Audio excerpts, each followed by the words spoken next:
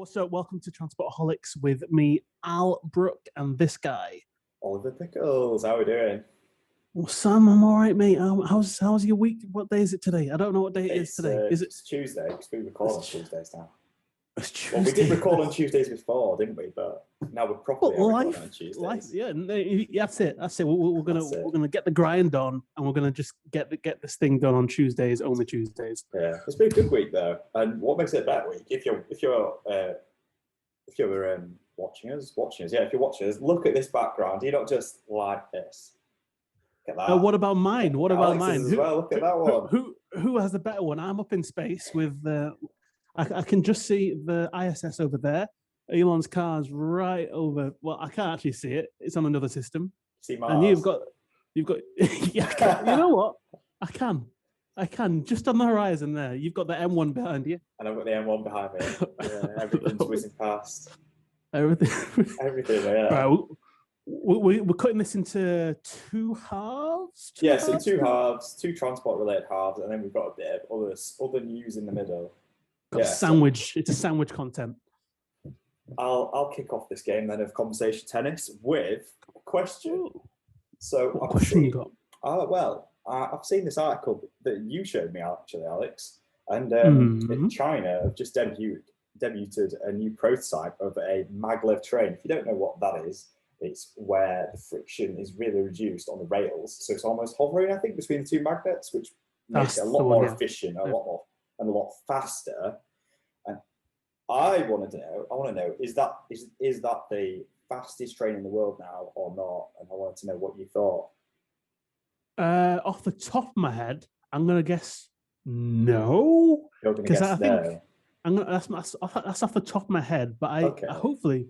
Well, I've got a feeling you're going to take me down with this. I can give you the speed. So the train that China has just debuted is got a top speed of 385 miles per hour. So now you've got that figure. Do you think there's already a train that goes faster? There can't be. That's gonna be top of the top right there.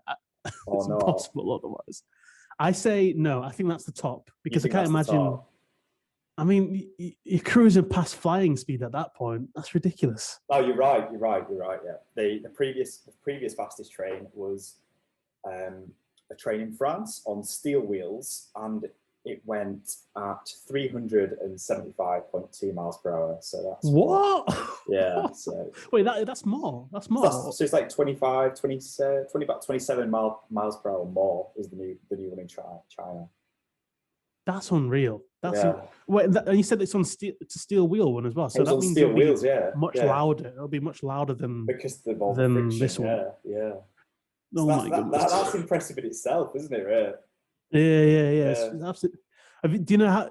I saw that it's cut the distance between Shanghai and Beijing. It's cut it down, hasn't it? I think it has. Yeah. Their new train. 3.5 hours. There you go.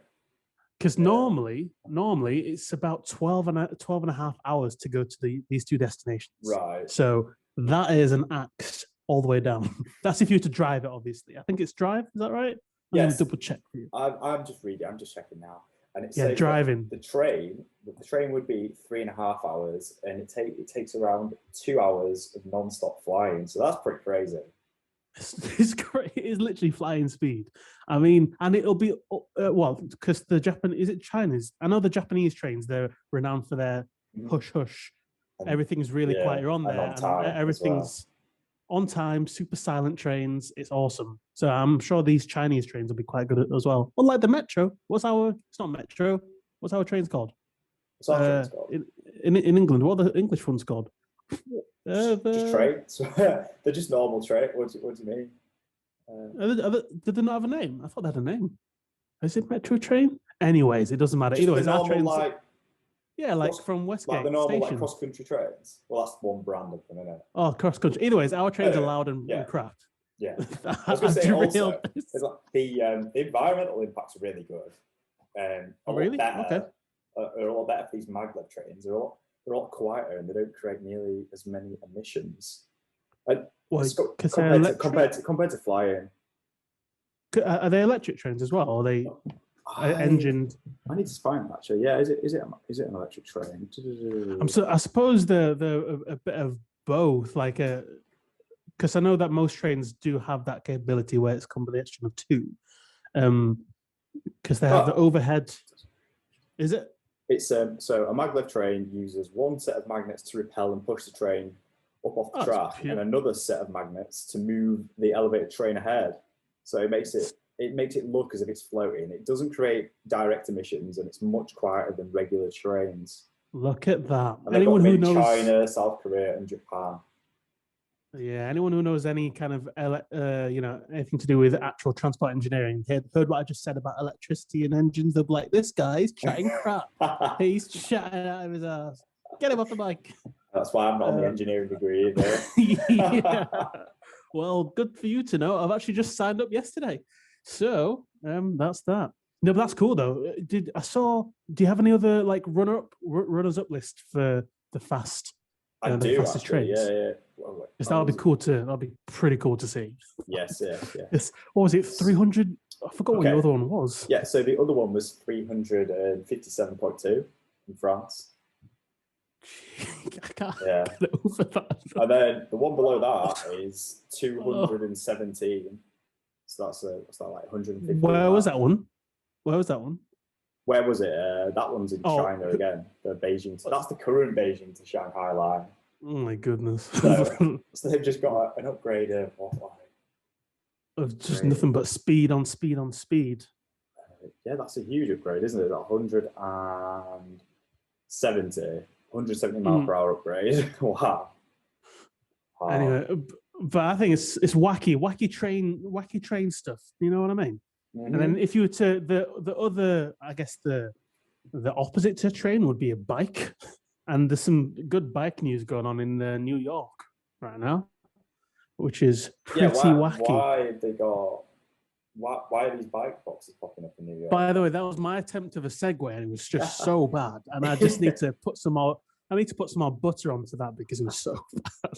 Anyway, because that needed some maglev action. That's what I needed. So what's going on there? Apart from you an absolute hash of segues. You need to calm down. You need to settle down. You need to settle right down and just calm down. Put a cap in it.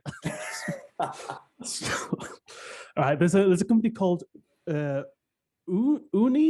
No, Uni. I think it's Uni. I don't know. Right. I find it annoying. I think anyways, it's OONEE, so Uni.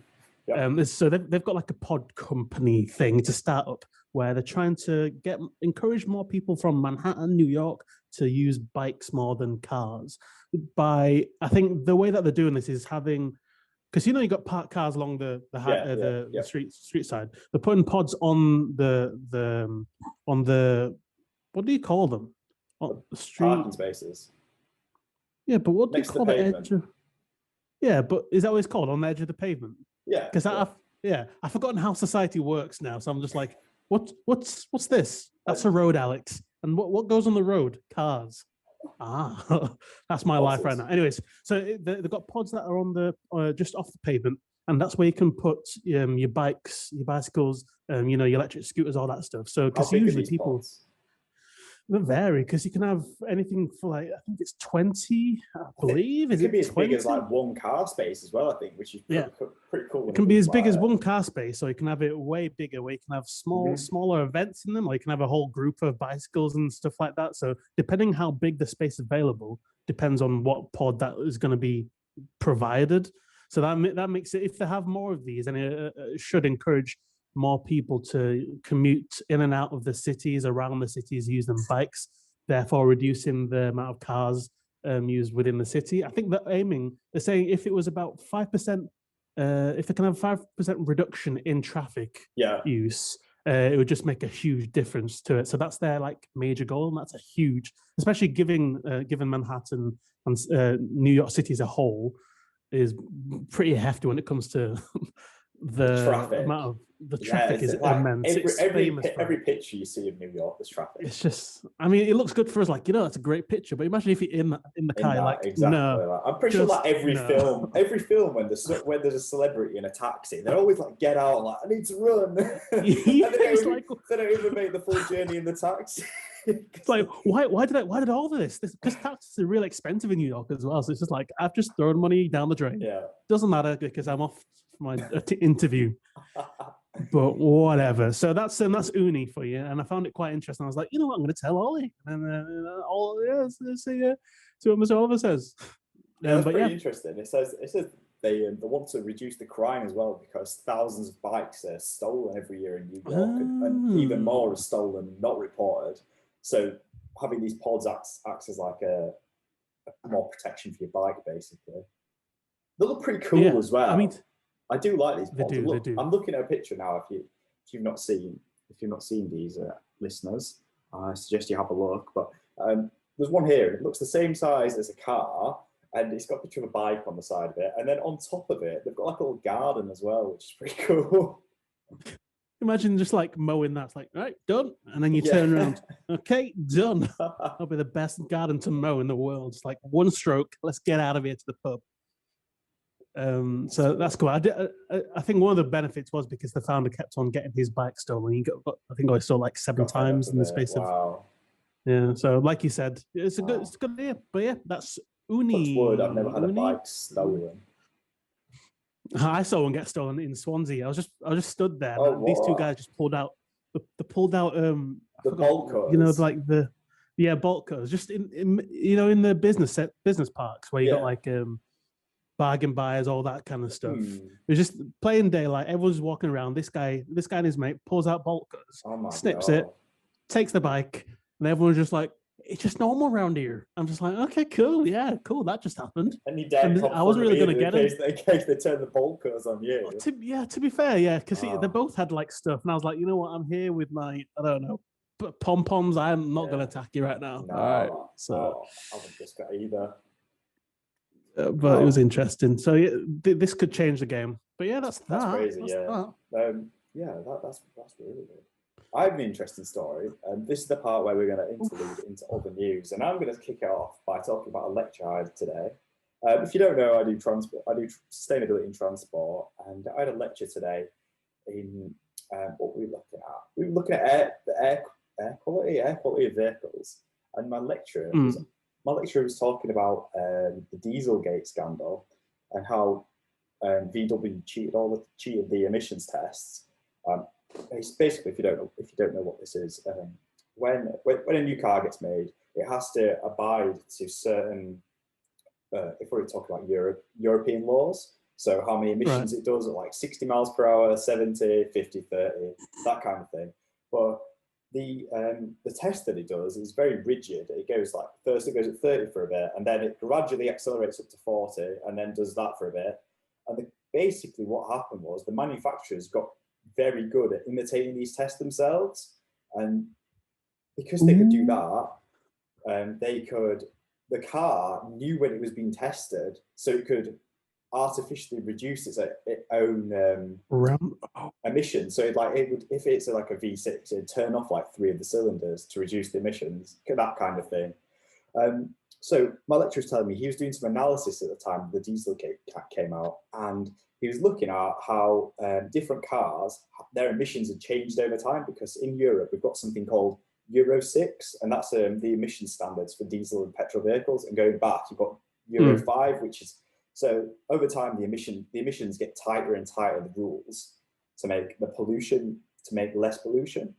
So what you'd expect to happen was, if you start off with very high emissions and like Euro 3, so you can emit quite a lot because the rules were quite lax. But then every few years, new laws came out, like Euro 4, then Euro 5, and the emissions rules got tighter, so the cars should emit less. But my lecturer was looking at this, and he found one company, it was Vauxhall actually, not VW, Vauxhall.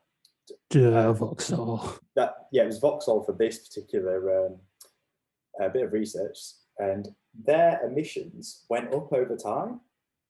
What? So the emissions Let's make it worse. the emissions regulations were getting tighter, but Vauxhall's emissions were going up, which is a real weird thing. So my lecturer did a conference on this and presented it on the Friday.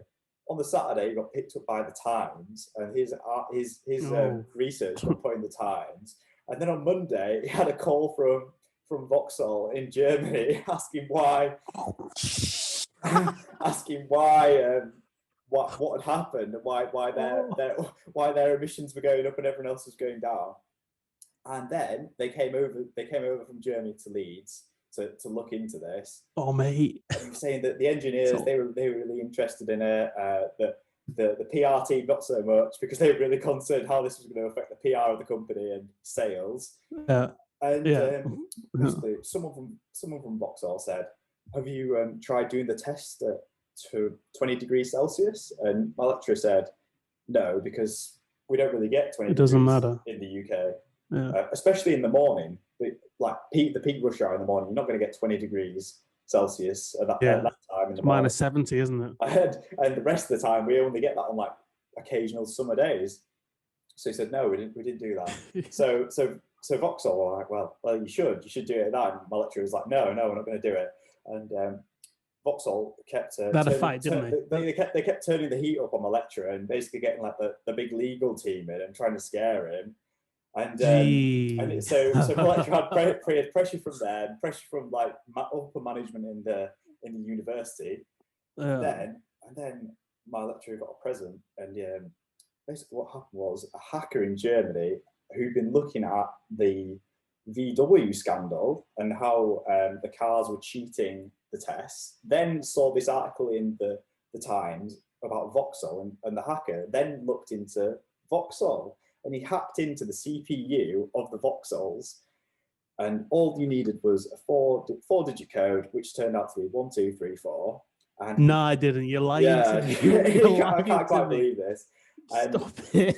So that's, the hacker has then hacked into the CPU, I think it's the CPU of the car, and he finds that there's this piece of code that says if temperature between 20 and 30 degrees, then turn on the emissions controls. But if it's outside of that range, then turn it off, so the car pollutes a lot more. And the reason for that was because that's what the tests are done at, between 20 and 30 degrees. So the car was cheating.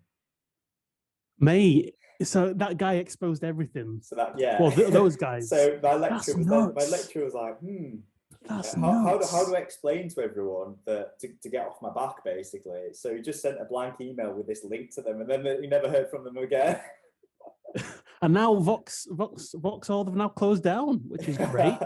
And that's really bad, though. To be fair, that's actually really bad, especially because it's like cooking the books, but cooking engine, isn't it? It's shocking. That's so nuts. Especially because I know that the automotive industry, like you said, it can be very intense. Especially when all the execs come in, and the lawyers come in. Yeah. They bring in the M9s, the Desert Eagles are out.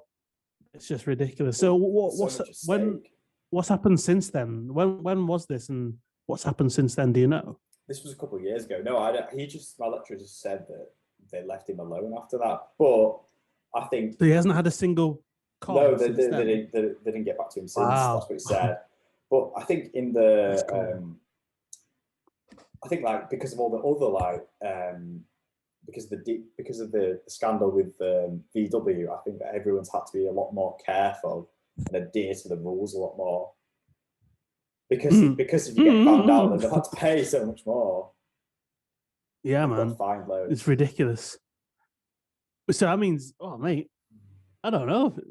So do you reckon that's the case with other? Well, do you reckon that's still the case now, where everyone's changing all the numbers with all the tests and everything like that? Or do you reckon it's more honest? I would have thought. I don't know if they'll be doing that, like with the putting easy codes in, and putting easy passwords in and stuff. But I think that there's other ways that they cheat the tests. For example, what other ways? One of the figures that car manufacturers have to get when they're testing the emissions on cars is how far it rolls when when you take the car out of neutral and just let it roll. So if you say you're going 30 miles an hour, just take it out of gear and let it roll until it stops. And apparently, the further it then rolls, the more efficient it is. So what the car manufacturers found was they found this road in Andorra that's just within the limits of being flat, but it's slightly downhill, ever so slightly. And they use this road because of that reason. And then what they've done with this road is they've surfaced it with the most pristine tarmac that's you've ever seen your life. The best quality tarmac you can get, and there's like the least friction as well. So just the car just rolls. F1 tarmac, basically. Yeah, basically. So there's just they do lots of things like that, but you can't blame them really when the incentives are in their favour. But economically, that's the reason they're doing it. For example, if you can get your car into a lower emissions bracket, then that means that the customer who buys it isn't going to have to pay as much in terms of, I think it's VED. So depending on how much like CO2 that car emits, if it's in a lower bracket, then it'll pay. You might have to pay only £30 a year as opposed to 100. Oh wait, so if it's in a lower one, you pay less. Well, no, you pay more, and if it's in a higher one, you pay less. So the more emissions the car produces, the more tax you would pay on that. The company or the buyer? The buyer. The buyer. Okay. So you can see that. Okay, cool. If you've got two similar cars, for example, but one company manages to get their car into the lower bracket, then that's going to be quite advantageous for them because they can say, our car push more sales. Yeah, exactly. Our car's more efficient. Our car's more efficient. It's going to cost you less in tax every year. Why would you get that car when you can have ours? Well, our car's got the best safety on record where you can set it to 1, 2, 3, 4. So, oh my goodness. That's the part that just broke me. I'm just like, no, you're lying. You stop lying to me. I can't believe Stop lying. It's a bonkers story.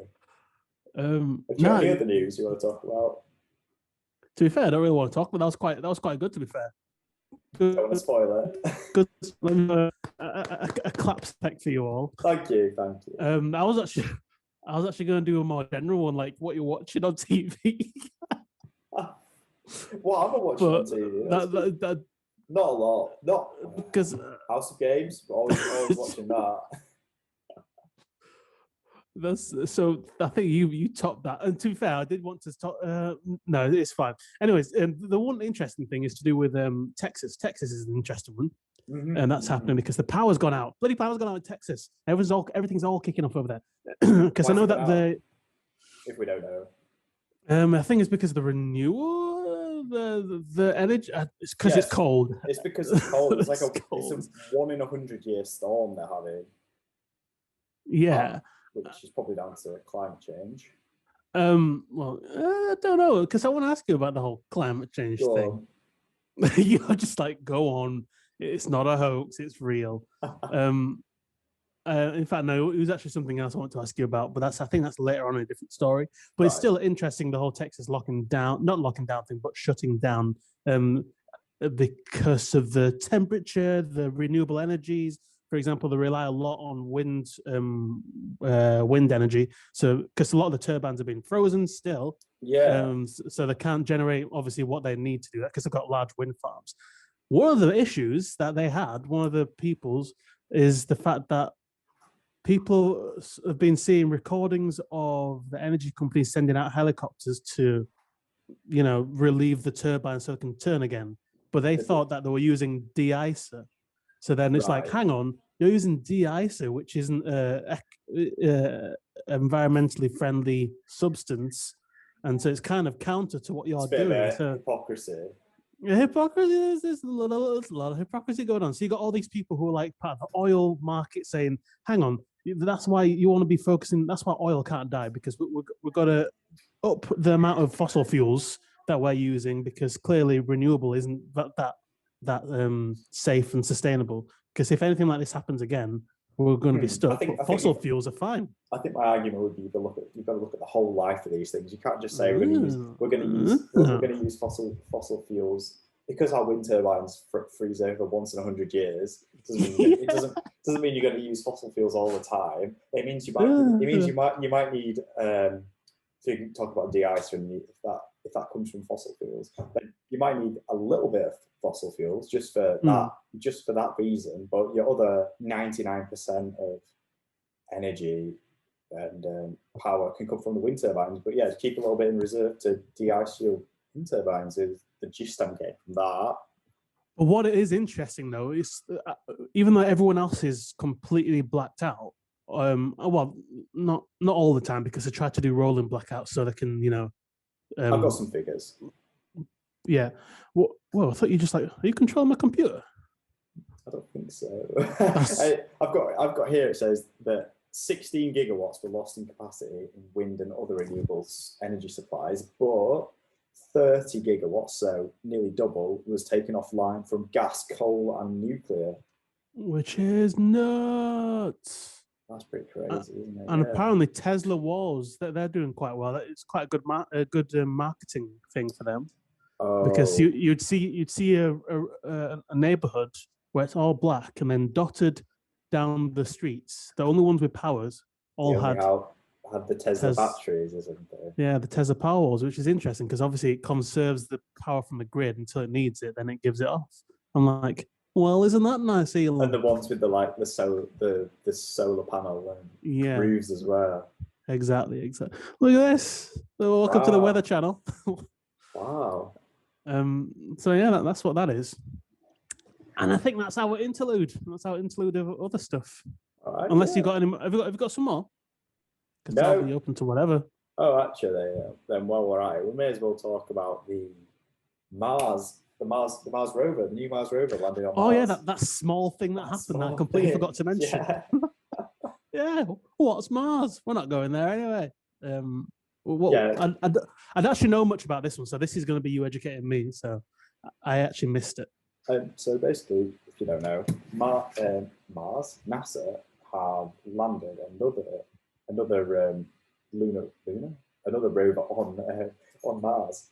What planet are you on, mate? I know, what planet am I on? Choose one. No, so they've landed this new rover on Mars, and they've landed it in a crater where they think there might be life. Sorry, whoa! Don't just. What do you mean? What kind of life? Yeah, so they've landed it. They've landed it in an old crater where there used to be, where they think there was water, like a big lake, but it's dried out. So like microbiology life. So they think they'll be able to find evidence of microorganisms that once existed. Yeah. Whoa. Okay. Yes. Cool. Wicked. What's your thoughts on the what's it called? Is it called the Great Filter? What's that? The filter between, I think, humans and aliens, because the reason we can't contact them is because of the Great Filter. I haven't heard that one. Well, basically, do you think aliens exist? Do you think? And do you think we're using the right methods to contact them? Because when you take into association the methods that we're using, and if you take into association us trying to contact, I don't know, a tribe in the Amazon or another creature in somewhere else, we have to use a different method, if you know what I mean, than what we're using. Okay. Yeah, I think aliens exist. I think we've just not looked wide enough for them yet. Who's coughing today? I know. There's some background noise. Sorry about that. Someone's having a coffee fit. Just like, oh, that's funny. That's funny. Yeah. I like that. Should we get back on track? Yeah. Anyway, yeah. Cool. I don't know what our next one is. I can't even remember what's going on anymore. Right. Microcars. What are we saying? So do you think microcars are the future of shared mobility? That's what I want. Well, do you remember a few years ago when I remember watching this like years ago, Top Gear, Clarkson went round in one of these tiny little cars. Like your Top Gear episode so bloody well. It's unreal. Respect you. I literally had one seat in it, and you could go around. You could fit in the lift, fit in the office meeting rooms, get down the corridors. It's great. But yeah, the idea is that the cars like they're like, well, everything else has been getting smaller, hasn't it? Like phones, what else has been getting smaller? All technology microchips generally got smaller, microchips, all that stuff. But transistors more so. Have got transistors. Bigger. Cars have seemed to have got bigger. If you look at like an old Mini, for example, like the originals were like tiny, but the new ones, they're huge. They're huge. Apart from this one, and the idea is because there's only so much space in a city, so if you make all the cars bigger, then it's harder for everyone to get around. So if you shrink all the cars, then it makes it a lot easier for everyone to get around. Isn't it also because we don't actually use all the seats that are available in the car, so we only go for trips with one or two people anyway. Exactly. So the purpose for all the seats out. The average amount of people in a car in the UK is about 1.2 people. I know you can't have 1.2, so if you round that's about Just, anyways, I'll turn very one person very quickly. Like 1 foot something, an extra foot in there. Yeah. Right, we can take. We're off to the supermarket. Who wants to come? Okay, Lenny. You know what? Bring the hacksaw. We can all go. It's like a finger each or something. No, yeah, you're completely right. And plus, it reduces the expenses for everything. I don't know. I think it's a weird concept for it, and especially when it comes to having them electric or electric powered or whatever, because it means people aren't actually especially when it comes to things like lockdown and working from home, you don't really need to go as far anymore. I know we're not going to be in lockdown forever, but I think the whole workforce is going to be changing. So the need for long-range vehicles is going to be reduced. Yeah, not long range, but I wouldn't go in a smart car to Cornwall from Edinburgh. It wouldn't be very comfortable, would it? You'd use it just for getting around the city. Yeah, but I think that's right. Like, if someone doesn't want to use a bike or walk or whatever, then I think the next best thing would be to put them in a tiny car. It sounds like it's a sentence. If you've got a big road and the future of that road is you don't want the whole road to be dedicated to traffic, you might put more bike lanes and pedestrianise a bit there. But there might be some argument to keep like one lane or something because you're going to make your city a one-way system or something. Then the lane can actually be shrunk as well if you're going to put tiny cars in there. Yeah, the highways are massive, aren't they? Have you seen the highways in America and in England?